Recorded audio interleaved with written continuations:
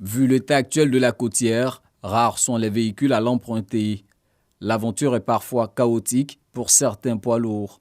Les minicars de transport, eux, essaient tant bien que mal de desservir les villes de Grand Laou, Fresco, Sassandra et de San Pedro, localités périphériques à cet axe routier. On peut faire au moins 3 heures du temps, 4 heures du temps sur Sassandra. Pourquoi? La route n'était pas bonne. Voilà, ils sont en train de faire les travaux. Bon, la route est peu bonne pour le moment d'abord. Donc c'est ça qui fait qu'on est un peu rapide. Depuis septembre dernier, cette voie longue de 353 km connaît des travaux de rénovation dans la perspective de la Coupe d'Afrique des Nations 2023.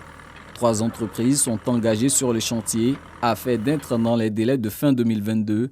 Le ministre de l'Équipement et de l'Entretien routier vient déjà se faire une idée de l'état d'avancement du chantier. Sur la section d'Abou Grand Laou, les travaux avancent, mais nous avons demandé à l'entreprise d'augmenter sa cadence. Sur la section Fresco Sassandra, je pense que l'entreprise travaille bien, les travaux avancent bien, aussi bien sur la section Sassandra San Pedro.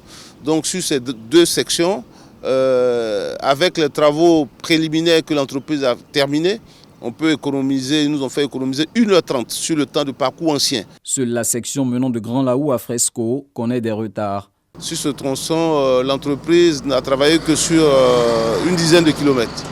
Le reste du tronçon était un véritable calvaire, parce que la route était dans un état de dégradation très avancé. Nous avons demandé à l'entreprise, qui ne s'est pas encore véritablement mobilisée, donc de faire tout pour que sur ce tronçon, les travaux aillent très vite. Tout sera fait pour lever les obstacles. Au niveau des moyens, il n'y a pas de problème.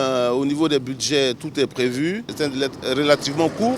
Ça nécessite donc une très bonne organisation, de sorte qu'on puisse donc tenir les délais. Le chantier de la côtière se prolonge dans les rues de San Pedro, ville hôte de la Cannes 2023.